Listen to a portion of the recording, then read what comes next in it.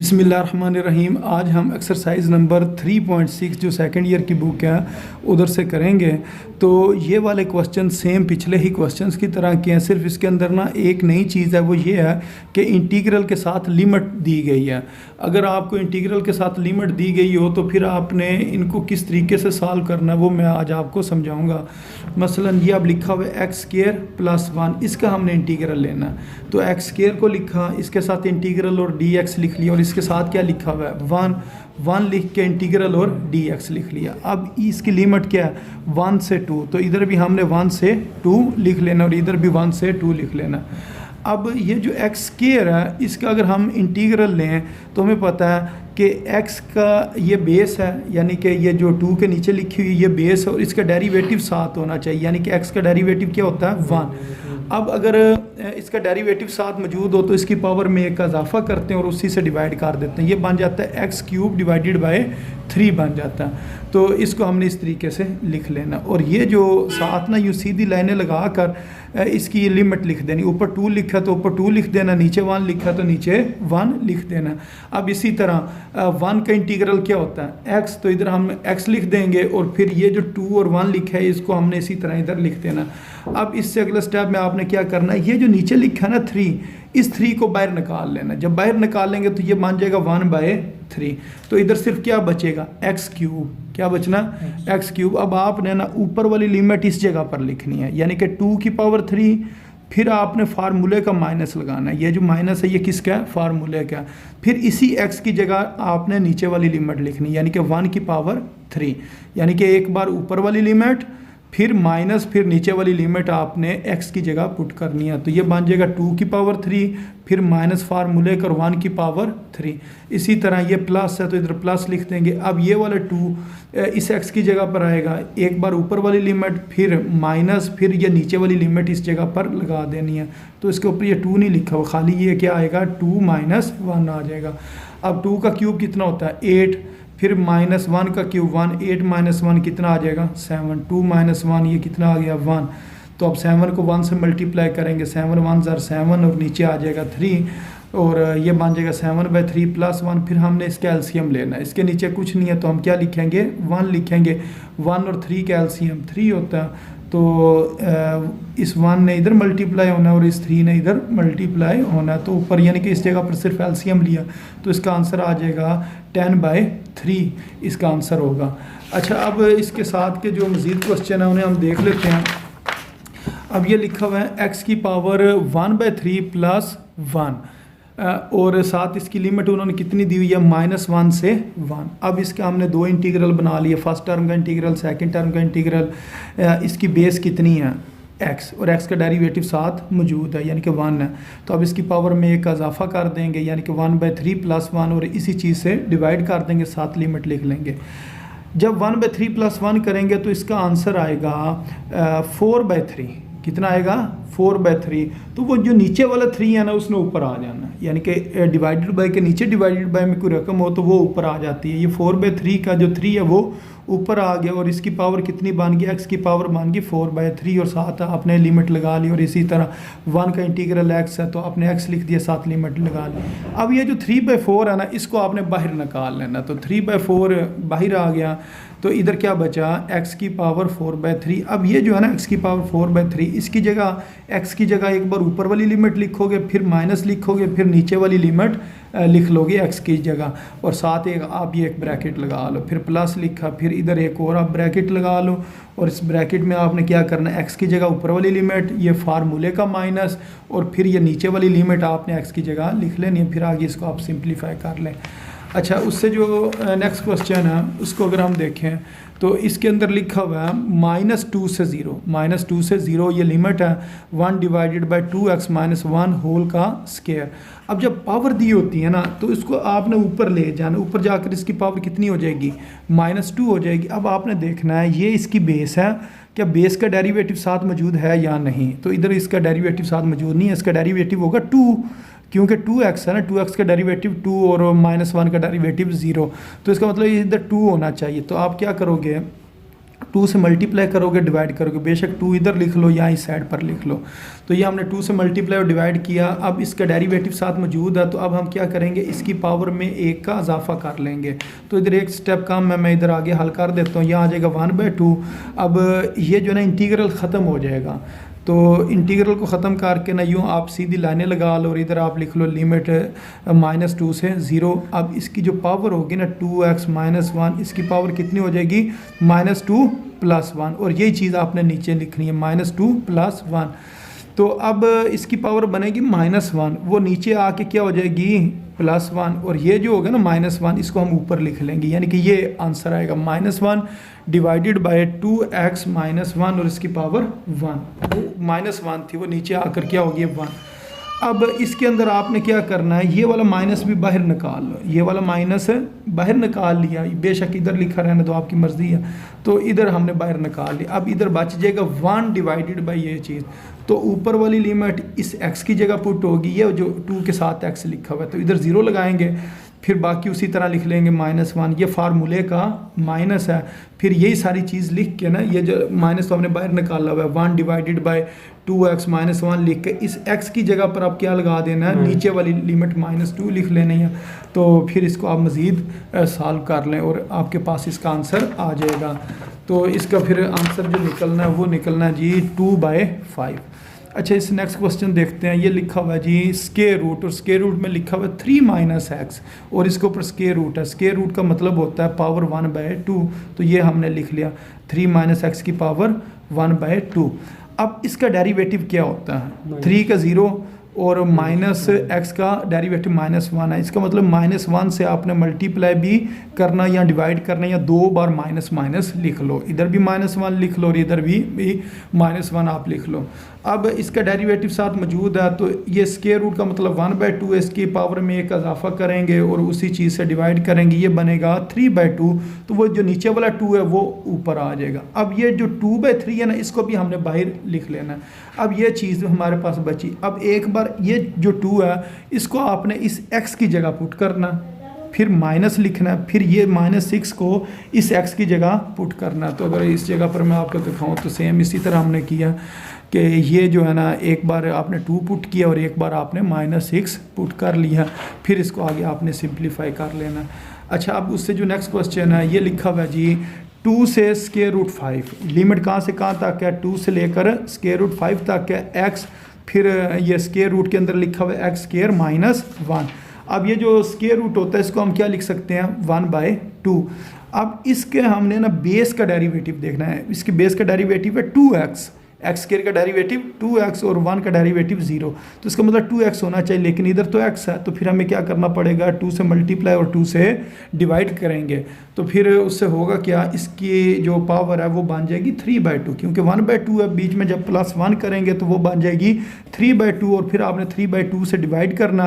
तो वो जो 3/2 में जो 2 है, जो नीचे 2 है, डिवाइडेड बाय के नीचे जो मज़ीद डिवाइडेड बाय है, उसमें जो 2 है वो ऊपर आ जाएगा। बेशक आप नीचे लिखा रहना है 3/2, फिर ये 2 और ये 2 कैंसिल हो जाएंगे।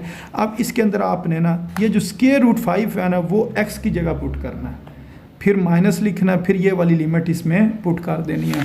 तो इसको अगर आप इस जगह पर देखें तो यहाँ पे आपको समझ आ जाएगी। ये हमारे पास है जो चीज़ बची है, इसके अंदर हमने क्या किया, जहाँ पर x है यानी कि ये वाली जो चीज़ है, इसकी जगह पर √5 लिखा और उसके ऊपर स्क्वायर था, इस वजह से इधर स्क्वायर लगाया -1, और ये सारी चीज़ उसी तरह 3/2।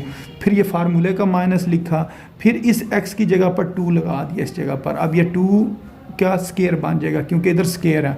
तो फिर आप इसको मज़ीद सॉल्व कर लें। इधर आके अगर एलसीएम लेना हुआ एलसीएम ले लें, या जिस तरह भी, या 4 को लिखें 2 की पावर 2, तो ये वाला 2 और ये 2 कैंसिल हो जाएगा। 2 की पावर 3 वो कितना होता है, 8 होता है। फिर ये आएगा 3 की पावर 3/2। 3/2 को आप लिख सकते हो यानी कि ये जो नीचे चीज़ है ना 3, इसकी पावर 1, इस तरह 3 की पावर 3/2 को लिख सकते हो 1 + 1/2, 3/2 को इस तरह लिखा जा सकता है। इसका मतलब अब हम इसके दो हिस्से कर सकते हैं, 3 की पावर 1 और प्लस को ख़त्म करेंगे तो इस जगह पर आ जाएगा मल्टीप्लाई और 3 की पावर 1/2, क्योंकि बेस सेम हो तो पावर्स ऐड होती हैं।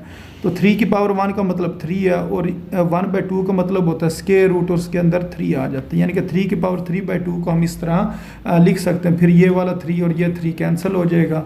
उसके बाद इधर कोई चीज़ नहीं बची है तो इधर क्या आ जाएगा 1। अब आप एलसीएम लोगे तो ये वाला 3 ने इधर जाके मल्टीप्लाई होना और इस 1 ने 8 से मल्टीप्लाई होना, तो ये इसका आंसर आ जाएगा। तो ये बिल्कुल आसान क्वेश्चन है, सिर्फ लिमिट जो है ना वो आपने पुट करनी है।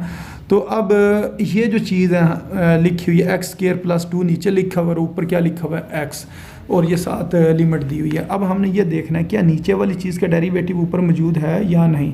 तो x² का डेरिवेटिव होता है 2x, तो आप फिर 2 से मल्टीप्लाई और डिवाइड कर लो, तो फिर इसका डेरिवेटिव ऊपर मौजूद है नेचुरल लॉग नीचे वाली चीज़। नीचे क्या लिखा हुआ है x² + 2, तो इधर आपने लिख देना है x² + 2।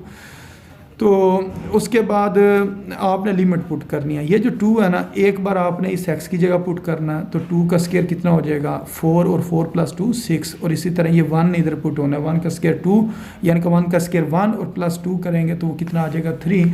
तो लॉग का दूसरा कानून होता है अगर बीच में माइनस लिखा होना तो उसको हम डिवाइडेड बाय में चेंज कर सकते हैं और 2 लॉग लिखने के बजाय 1 लॉग लिख लेते हैं, तो फिर ये इस तरह मज़ीद सिंप्लीफाई होगा। तो इसका जवाब आ जाएगा 1/2 नेचुरल लॉग 2। और ये वाला क्वेश्चन है बोर्ड के पेपर में अक्सर पूछा भी जाता है, ये आसान क्वेश्चन है और ये अक्सर आ भी जाता है। अच्छा, इसके बाद जो इससे नेक्स्ट क्वेश्चन है ये लिखा हुआ है x - 1/x होल का स्क्वायर। तो पहले आप ना a - b के होल स्क्वायर का फार्मूला खोलोगे। a - b का होल स्क्वायर किसके बराबर होता है a² + b² - 2ab। तो ये बनेगा फर्स्ट टर्म का स्क्वायर प्लस सेकंड टर्म का स्क्वायर -2 फर्स्ट टर्म और second term. First term x है और सेकंड टर्म 1/x है, तो x और 1/x कैंसिल हो जाएंगे और ये चीज़ बचेगी। अब ये जो है ना x की पावर जो 2 लिखी हुई है डिवाइडेड बाय में, इसको जब ऊपर लेके आएंगे ना तो इसकी पावर कितनी हो जाएगी -2। तो इस जगह पर अगर आप देखो ये x² लिखा हुआ है और इधर लिखा x की पावर 2 ऊपर आके कितनी होगी -2 और ये -2 है, इस -2 ने बाहर आ जाना तो इधर क्या बचना है 1 बच जाना है। अब इसके अगर हम देखें ये x है और इसका डेरिवेटिव साथ मौजूद है, इस जगह पर 1 है, तो इसकी पावर में एक इजाफा करेंगे और वही चीज़ से हमने डिवाइड कर देनी, यानी कि 3 बनेगी पावर 3 से डिवाइड कर देंगे। तो अब ये लिखी हुई पावर -2, तो इसके ये आपका बेस है और इसके साथ इधर डेरिवेटिव मौजूद है। इसकी पावर में जब एक इजाफा करेंगे ना तो ये बनेगी पावर -1, वो -1 नीचे आकर +1 हो जाएगी और नीचे वाला जो -1 होगा ना वो इस जगह पर हमने लिख ले, क्योंकि नीचे वाला -1 बेशक नीचे लिखा रहने दें, साइड पे लिख लें या ऊपर लिख लें, उससे कोई मसला नहीं बनता।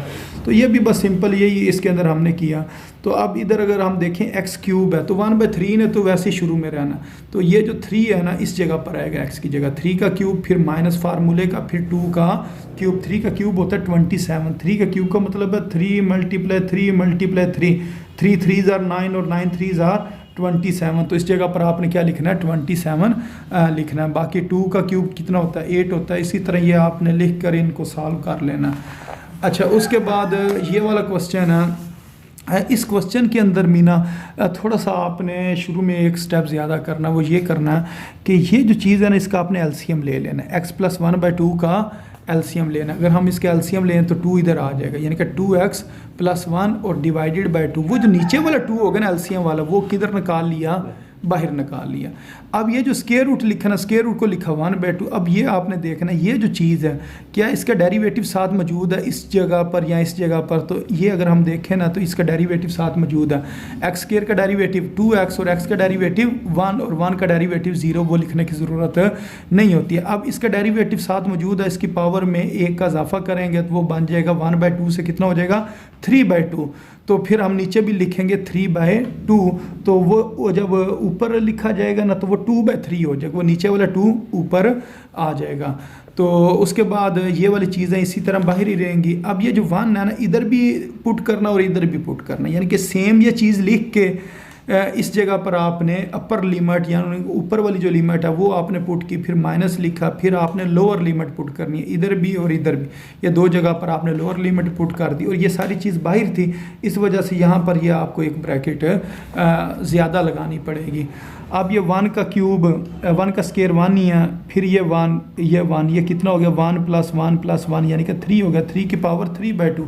तो अभी थोड़ी देर पहले मैंने आपको बना के दिखाया 3 की पावर 3/2 हो तो उसको हम लिख सकते हैं 3 × √3। और इसी तरह ये -1 + 1 कैंसिल हो जाएगा, -1 का स्केयर है तो ये माइनस ये भी ख़त्म हो जाएगा, तो इधर सिर्फ बचेगा 1 और 1 की पावर 3/2।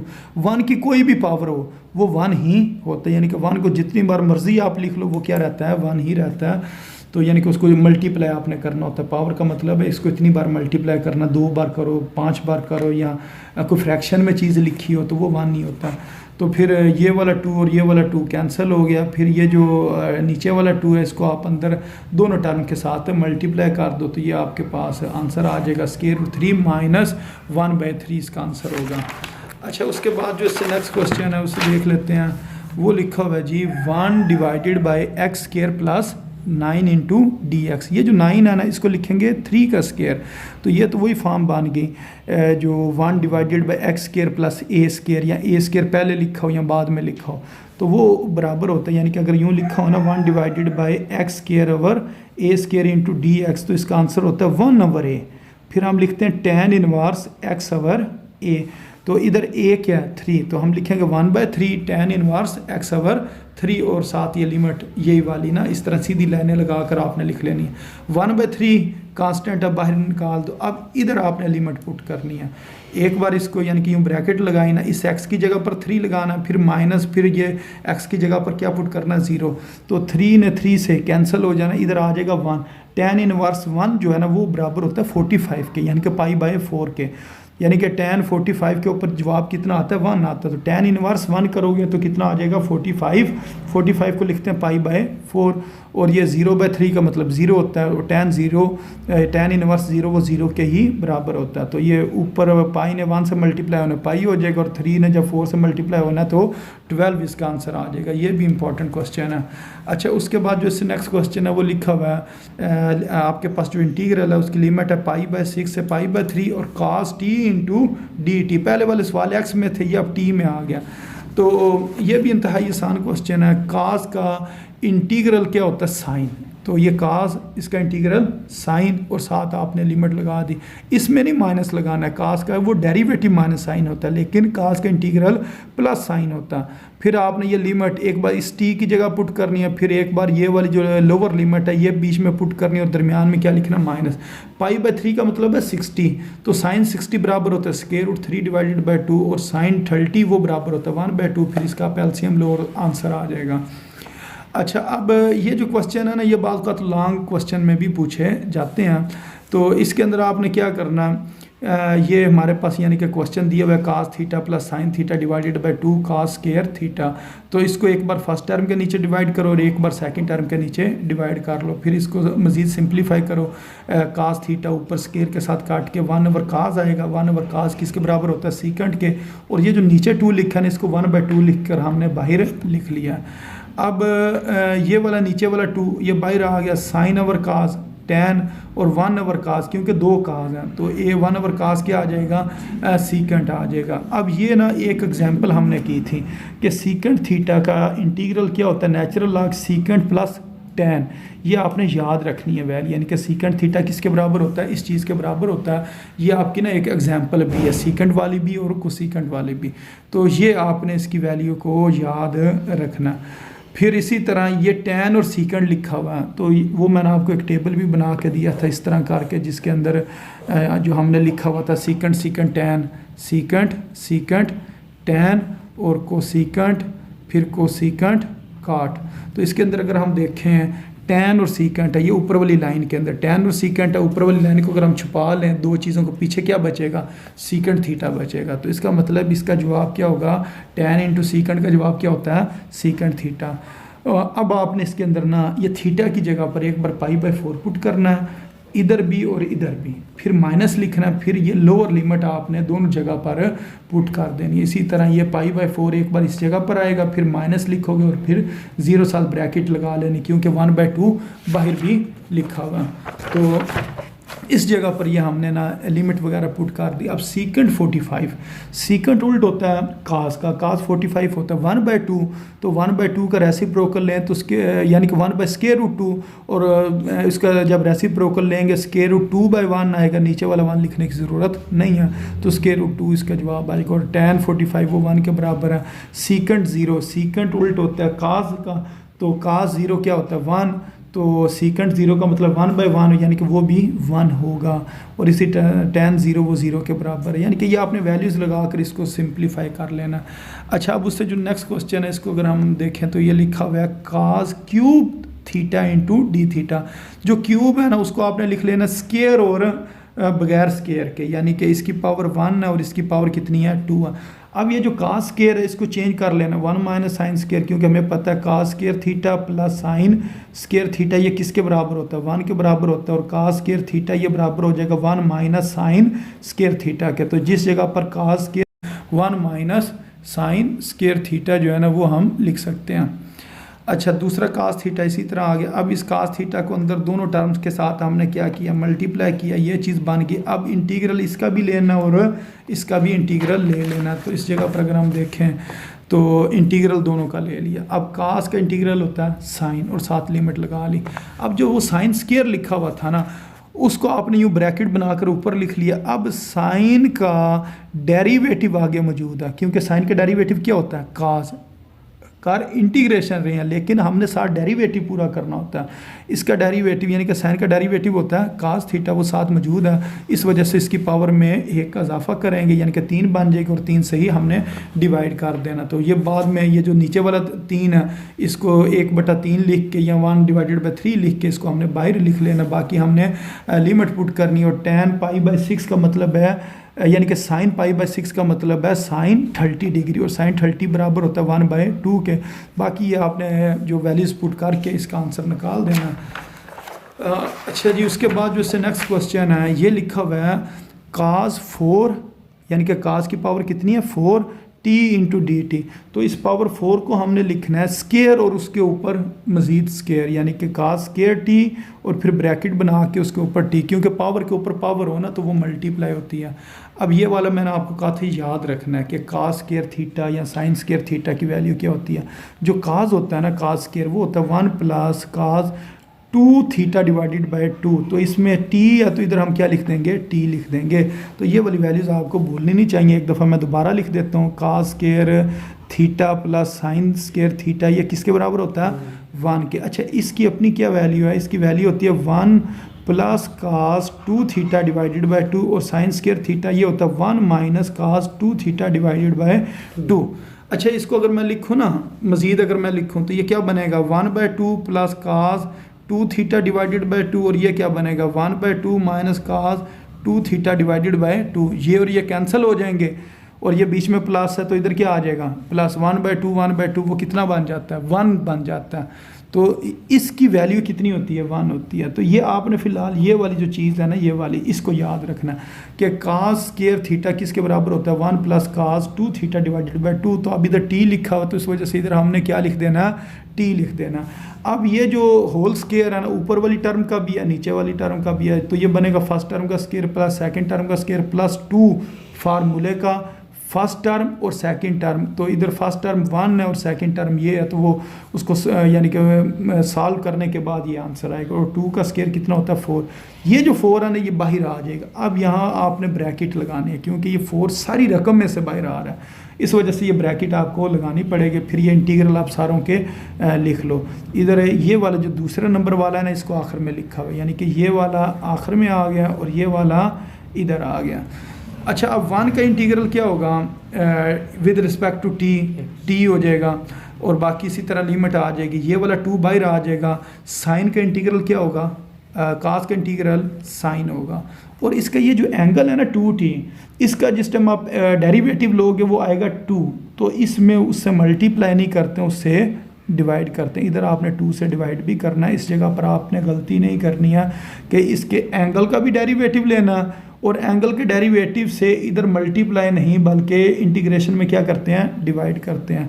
बाकी ये 1/2 बनेगा और ये cos 4 थीटा डिवाइडेड बाई 2, 1/2 को बाहर निकालेंगे, इधर 1 आ जाएगा, 1 का integral with respect to t वो t ही होगा, तो इसका भी 1/2 बाहर आएगा। और ये जो लिखा है cos 4t, तो cos का इंटीग्रल क्या होगा, sin 4t, एंगल है वो एक बार इसी तरह लिखेंगे और एंगल का डेरिवेटिव 4 होगा, 4 से क्या कर देंगे, डिवाइड कर देंगे। तो अगर आप इस जगह पर देखो ये इसी तरह किया हुआ है, sin 4t और एंगल का डेरिवेटिव 4 है, उससे हमने क्या कर दिया, डिवाइड कर दिया। बाकी आपने लिमिट्स जो है ना वो पुट करनी है, upper limit minus lower limit, फिर इसका आंसर आ जाएगा।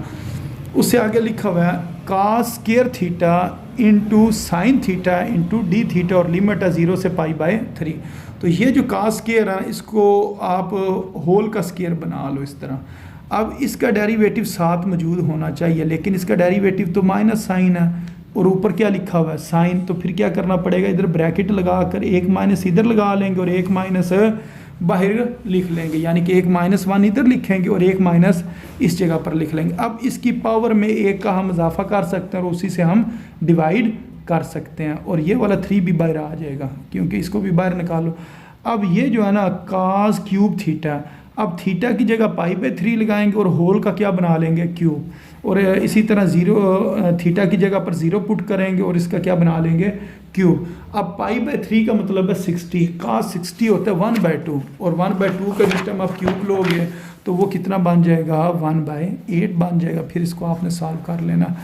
अच्छा, उसके बाद जो इससे नेक्स्ट क्वेश्चन है वो लिखा हुआ है sin x - 1 divided by cos square x। इसको भी फर्स्ट टर्म के नीचे डिवाइड करना है और सेकंड टर्म के नीचे डिवाइड करना है। अब ये जिस टाइम नीचे लिखा हो ना 2 दफ़ा, यानी कि क्या लिखा हो, cos स्क्वायर लिखा हो, तो इस cos को 2 दफ़ा लिखते हैं, एक दफ़ा sin 1/cos और एक बार sin/cos।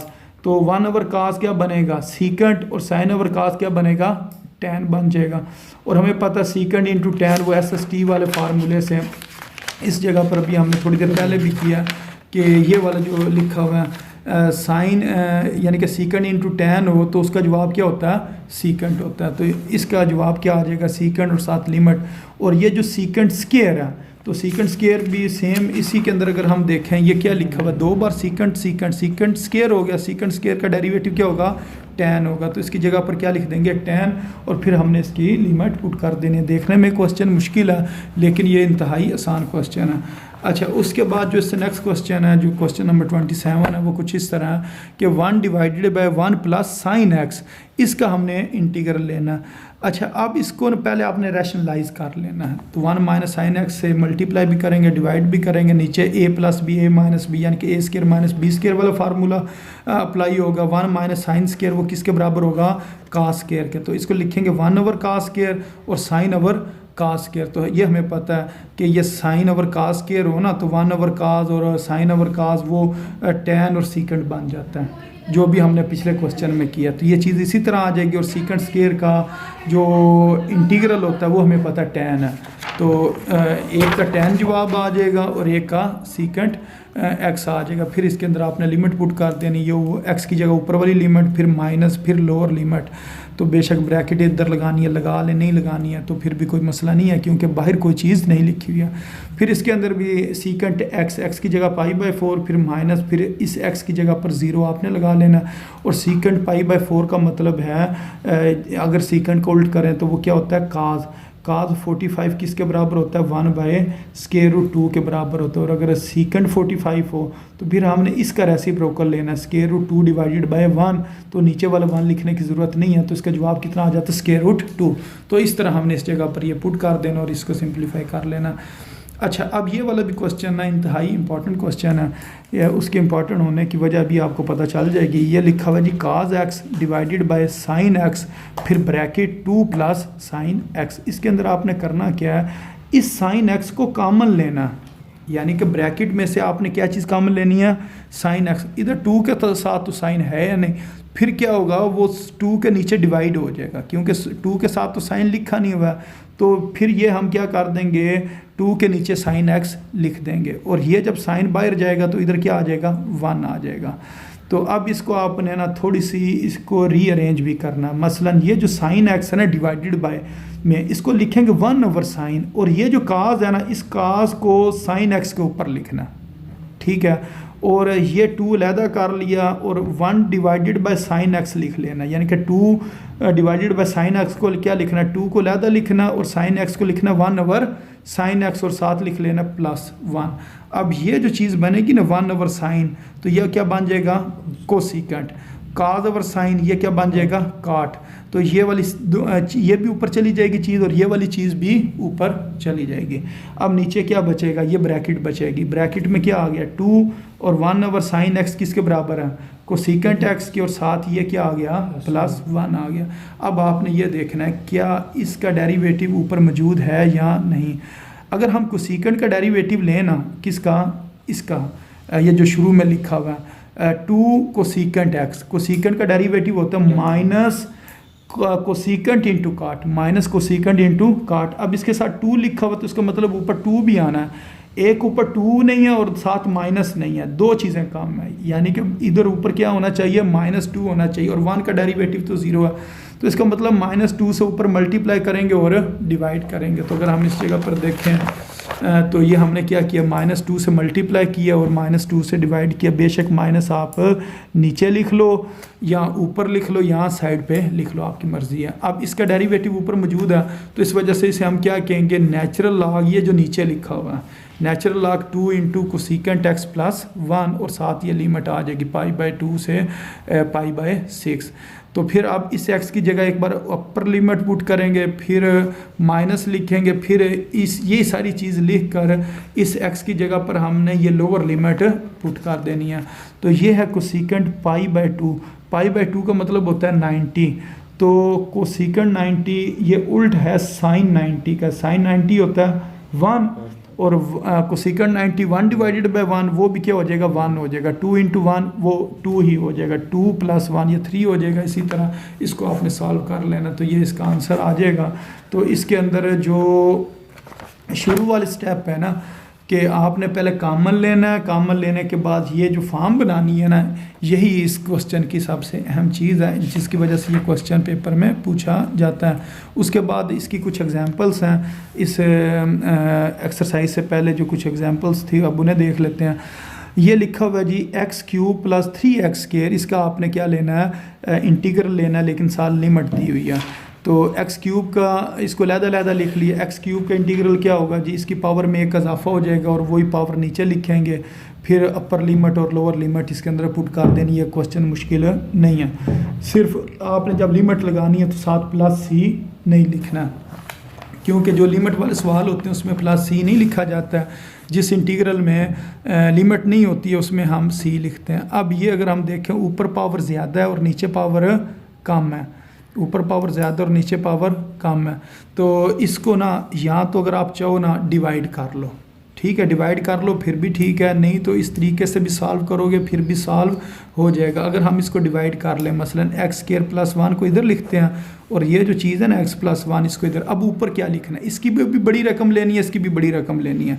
ये x² है और ये क्या x है, इसको अगर हम कैंसिल करें या सॉल्व करें तो जवाब क्या आएगा x, तो इधर क्या लिखेंगे x। अब x को इधर मल्टीप्लाई करो, ये बनेगा x² + x। अब इसके साइन चेंज करो, ये कैंसिल हो जाएगा और इधर कितना आ जाएगा माइनस, ये ऊपर 1 है ना, ये आ जाएगा जी 1 - x, 1 - x आ जाएगा। अब इसको हम लिखेंगे किस तरह, सबसे पहले हमने लिखना है x, फिर लिखना है 1 - x और नीचे लिखेंगे 1 + x और इस जगह पर क्या लिख लेंगे प्लस लिख लेंगे। अगर आप इस जगह पर अगर आप देखो ना तो यही चीज़ इसकी बननी चाहिए, ठीक है। ये आपके पास आ जाएगा जी फर्स्ट टर्म ये वाली x आ गई, उसके बाद 1 डिवाइडेड बाय ये वाली चीज़ आ जाएगी 1 डिवाइडेड बाय ये, इसके अंदर ना कोई गलती मुझे लग रही है, तो ये इम्प्रॉपर है। इम्प्रॉपर को पहले हमने क्या करना है प्रॉपर फॉर्म के अंदर चेंज करना है। तो प्रॉपर फ्रैक्शन में चेंज करने के लिए क्या करेंगे, ये जो ऊपर चीज़ लिखी है ना इसको ऊपर लिख लेना या अंदर लिख लेना, और ये जो नीचे चीज़ लिखी है इसको आपने इस जगह पर लिख लेना। अब इन दोनों को अगर हम सॉल्व करें, यानी कि इसकी सबसे ज़्यादा पावर है x² और इसकी कितनी है x² और x को अगर हम सॉल्व करें तो हमारे पास आंसर कितना आएगा x इधर लिखेंगे, x से फिर मल्टीप्लाई करेंगे, ये बनेगा x² + x, फिर इसके साइन चेंज करेंगे, ये कैंसिल हो जाएगा, ये आ जाएगा 1 - x। अब इसके अंदर x की पावर कितनी है जी 1 है यानी कि x है, और इधर भी क्या है x है। तो जब इन दोनों को सॉल्व करेंगे तो आंसर आएगा 1। लेकिन इस जगह पर जो चीज़ थी ना उसके साथ क्या लिखा हुआ था माइनस, तो जब इसको हम सॉल्व करेंगे तो कितना जवाब आएगा -1। तो इधर क्या लिखना है -1। अब -1 को आपने इधर भी मल्टीप्लाई करना और इधर भी मल्टीप्लाई करना, ये आ जाएगा -1x और -x, फिर साइन चेंज करेंगे, -x और +x कैंसिल हो जाएगा और 1 + 1 कितना आ जाएगा 2। तो फिर उसको लिखने का तरीका क्या होता है, सबसे पहले इस चीज़ को लिखते हैं x - 1, फिर इस 2 को लिखते हैं, ये इधर 2 आ जाएगा। यानी कि सबसे पहले ऊपर वाली चीज़ लिखनी है, फिर नीचे वाली चीज़ लिखनी है और फिर ये वाली चीज़ लिखनी है। ये क्या लिखा है x + 1। तो इसको अगर हम सॉल्व करें तो जवाब क्या आ गया, x - 1, आगे क्या आ गया, ये वाली चीज़ +2 डिवाइडेड बाय x + 1 आ गया। इस तरह कर लें तो फिर भी ठीक है। अगर इस तरह नहीं करना तो फिर आप क्या करो, ये जो +1 है ना, इस +1 को लिखो -1 + 2, -1 + 2, यानी कि 2 में से 1 निकालें तो 1 नहीं आता। अब इसके आप 2 हिस्से कर लो, यानी कि x + 1 को इसके नीचे भी डिवाइड कर लो, इसके नीचे भी डिवाइड कर लो। x² - 1 ये बराबर होता है x - 1 और x + 1। तो नीचे वाला x + 1 ऊपर वाले x + 1 को कैंसिल कर देगा, तो इधर क्या बचेगा x - 1 और ये वाला 2 डिवाइडेड बाय 1 x + 1 इधर आ जाएगा। अब इसका हम बड़े आसानी से इंटीग्रल ले सकते हैं। x का इंटीग्रल लेंगे तो x² 2 आएगा और 1 का इंटीग्रल लेंगे तो x आएगा। इसका डेरिवेटिव ऊपर मौजूद है तो नेचुरल लॉग ये नीचे वाली चीज़ हम लिख लेंगे और उसके बाद हमने क्या करना, ये जो नीचे 2 लिखा है इस 2 को बाहर निकालेंगे। इस x की जगह पर आप अपर लिमिट, फिर इसी x की जगह पर लोअर लिमिट लगाओगे और बीच में माइनस लिख लोगे। इसी तरह ये आपने इससे आगे सॉल्व करना। अच्छा, उसके बाद जो एक और एग्जांपल है वो ये लिखी हुई है x³ + 9x + 1 divided by x² + 9। अब इसको भी आप पहले इसके नीचे भी डिवाइड कर लो और इसके नीचे भी डिवाइड कर लो। ये भी इम्प्रॉपर है, इसको अगर आप डिवाइड करके करोगे फिर भी हो जाएगा। दूसरा तरीका क्या है, इसको दोनों टर्म्स के नीचे, यानी कि इसको अलहदा करना पहली 2 टर्म्स को और इसको अलहदा रखना। तो इनके नीचे डिवाइड करो, यहाँ से आप कॉमन ले लो, यहाँ से अगर आप x कॉमन लोगे तो ये x² + 9, नीचे भी x² + 9 है, ये दोनों कैंसिल हो जाएंगे, फिर इधर x बचेगा। तो ये x का इंटीग्रल क्या होता है x² 2 और इस जगह पर क्या आ रहा है 1 डिवाइडेड बाय x² + 9। तो 9 को क्या लिख सकते हैं 3 का स्क्वायर, इस 9 को क्या लिख सकते हैं 3 का स्क्वायर। तो ये वो tan इनवर्स वाला फार्मूला बन जाएगा 1/a tan इनवर्स x/a, और इधर a की जगह पर क्या लिखा हुआ है 3 लिखा हुआ है। तो फिर आपने इसके अंदर लिमिट्स जो है ना वो आपने पुट कर देनी है।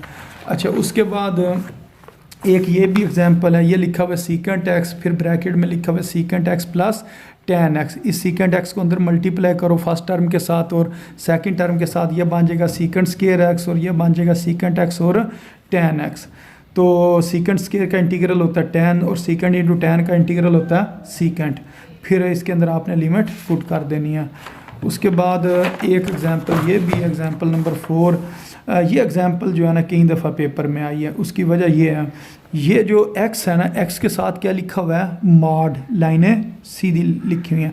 तो आपने क्या करना, ये -1 से 2 एक बार सेम वही आपने लिख लिया, फिर आपने ना इसकी लिमिट तोड़नी है, 2 हिस्से करने हैं। अब -1 से आपने 2 पे नहीं जाना, आपने -1 से किधर जाना है 0 पे, और फिर 0 से किधर आना है 2 के ऊपर आना है। तो जब आप -1 से 0 लिखोगे ना, इस x मॉड की जगह पर आपने क्या लिखना है -x, और जब आप 0 से 2 लिखोगे ना तो इस x की जगह पर x ही लिखना है, यानी कि ये आपने गलती नहीं करनी है।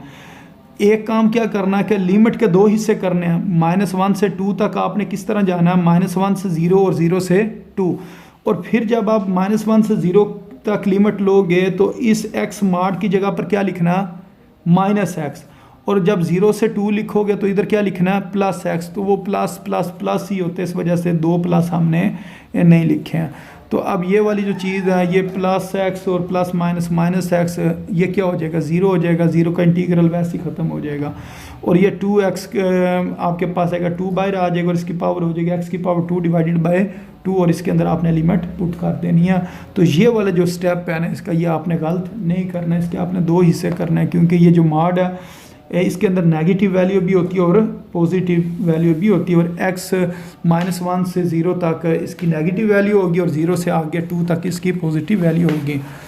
अच्छा, अब ये एग्जांपल नंबर 7 है, इसके अंदर लिखा हुआ है जी आपके पास x इंटू काज एक्स और लिमिट है हमारे से 0 से लेकर π/6 तक। तो इसको इंटीग्रेशन बाय पार्ट से आपने सॉल्व करना है। मतलब एक अलजबरिक और एक ट्रिग्नोमेट्रिक है। तुम्हें पता है अलजबरिक के फंक्शन को हम पहले लिखते हैं और ट्रिग्नोमेट्रिक को बाद में लिखते हैं। ये फर्स्ट फंक्शन है और ये हमारे पास सेकंड फंक्शन है, और साथ आपने dx भी लिख लेना और साथ लिमिट जो है ना वो बाद में लिखी हुई है। तो किया किस तरह जाते हैं इसको सॉल्व, फर्स्ट फंक्शन लिखते हैं, फिर इंटीग्रल लेते हैं सेकंड का, फिर माइनस, फिर बड़ा इंटीग्रल इंटू dx लिख लेते हैं, फिर इंटीग्रल लेते हैं सेकंड का और फिर डेरिवेटिव लेते हैं फर्स्ट का। अब यही काम इधर हुआ होगा, ये देखो फर्स्ट फंक्शन इसी तरह इंटीग्रल सेकंड का माइनस, ये फिर इंटीग्रल बड़ा लगाया साथ dx, इंटीग्रल सेकंड को डेरिवेटिव फर्स्ट का। इसको सॉल्व करो तो इस जगह पर साइन x आएगा और साइन का जो इंटीग्रल होता है ना वो होता है माइनस कास। तो एक माइनस ये है, एक इस कास के साथ माइनस होगा तो वो माइनस माइनस क्या हो जाएंगे, प्लस हो जाएंगे, और बाद में आपने इसके अंदर क्या करना है, लिमिट पुट कर देनी। यानी कि ये जो क्वेश्चन है ये इंटीग्रेशन बाय पार्ट से सॉल्व होगा। अच्छा, अब मेरा ख्याल है ये लास्ट क्वेश्चन है, यानी कि ये एग्जांपल है। ये लिखा हुआ है x नेचुरल लॉग x और इसके साथ क्या होगा जी dx होगा और 1 से e। तो ये वाला क्वेश्चन भी इंटीग्रेशन बाय पार्ट से सॉल्व होगा। तो इसके अंदर आपने ना मसला यूँ जो फार्मूला लिखें आई लेट, तो एक हमारे पास अलजबरिक लॉग वाला है, तो लॉग वाले का पहला नंबर होगा और अलजबरिक का दूसरा होगा। इसका मतलब इसको हम फर्स्ट फंक्शन लेंगे और इसको हम सेकंड फंक्शन लेंगे और साथ क्या लिख देते हैं G dx। Function first function as it is integral of second minus फिर बड़ा इंटीग्रल इंटू dx साथ ब्रैकेट, फिर आपने दोबारा सेकंड का इंटीग्रल लिया और फिर डेरिवेटिव ले लिया फर्स्ट का। फिर इसको जब आप सॉल्व करोगे इधर इंटीग्रल में x बचेगा, x के इंटीग्रल लेंगे x स्क्वायर डिवाइडेड बाय 2, वो 2 और इधर जो 2 है ये मिलकर कितना हो जाएगा 4 हो जाएगा, और बाकी ये चीज़ इसी तरह आ जाएगी। अब इसके अंदर आपने क्या करना, ये जो है ना एक बार अपर लिमिट पुट करनी, अपर लिमिट इसकी है e और लोअर लिमिट क्या है 1।